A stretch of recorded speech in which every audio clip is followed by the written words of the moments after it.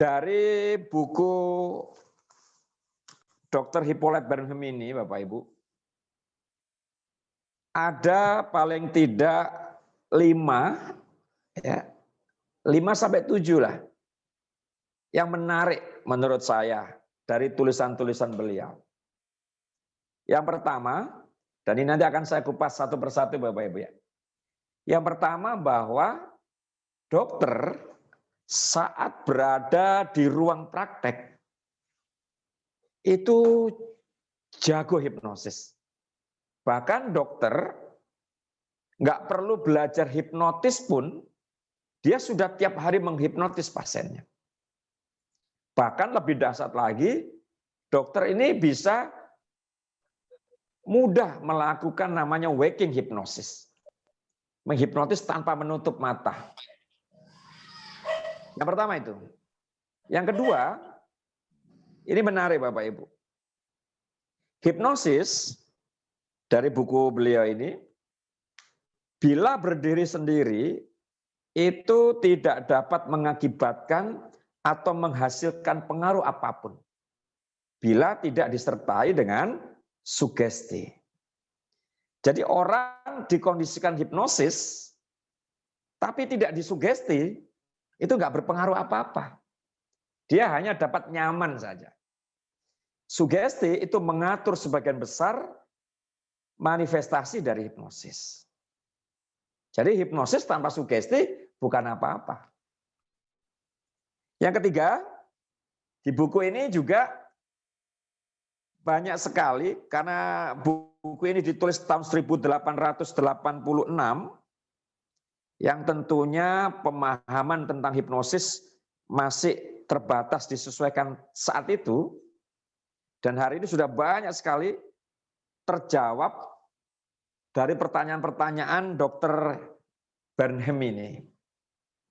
Nanti akan kita bahas tentang kedalaman hipnosis, skala-skala hipnosis. Kemudian yang keempat, tentang visualisasi. Yang hari ini sudah begitu pesat Bapak Ibu, dikembangkan. Dan saat itu oleh Dr. Hippolyte Burnham ini disebutkan sebagai magnetoterapi.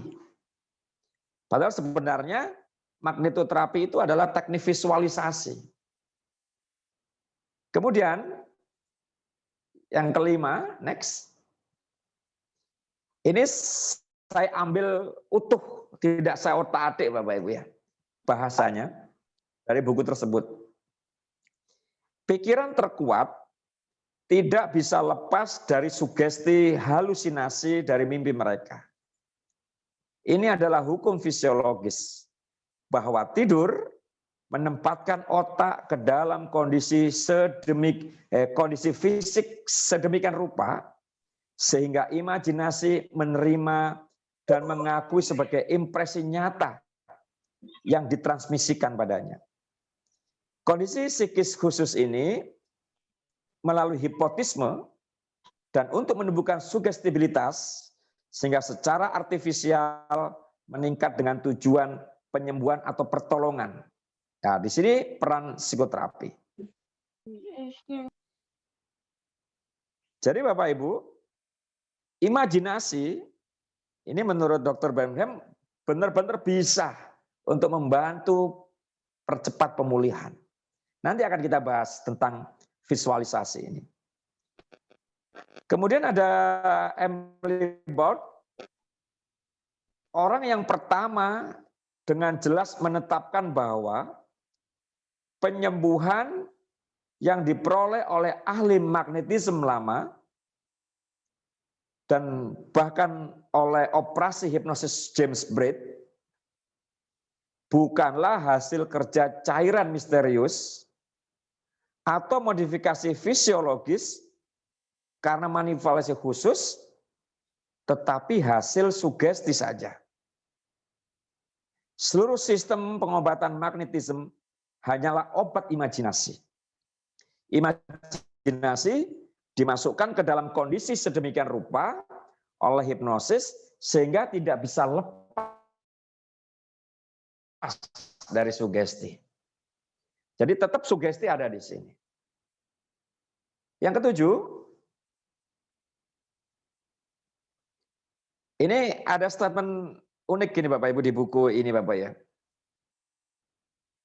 Mungkin tampak konyol pada pandangan pertama bahwa berimajinasi untuk menyembuhkan atau memperbaiki masalah fungsional yang berhubungan dengan pendarahan otak atau degenerasi, dengan rematik artritis, atau mielitis kronis. Nah, di sini artinya apa? Kalau orang sekilas sangat konyol menyatakan bahwa berimajinasi itu bisa menyembuhkan begitu loh. Banyak dokter akan mengangkat tangan dan bahunya untuk memprotes pernyataan tersebut. Dan ini akan terjawab di sini Bapak Ibu. Ya, bahwa dokter itu jago hipnosis, Pak. Kalau Bapak Ibu pernah ikut kelas gitu ya, ada hipnosis formal dan hipnosis informal. Kalau hipnosis formal, itu Bapak Ibu pelajari di kelas nih. Bagaimana menonaktifkan filter mental seseorang.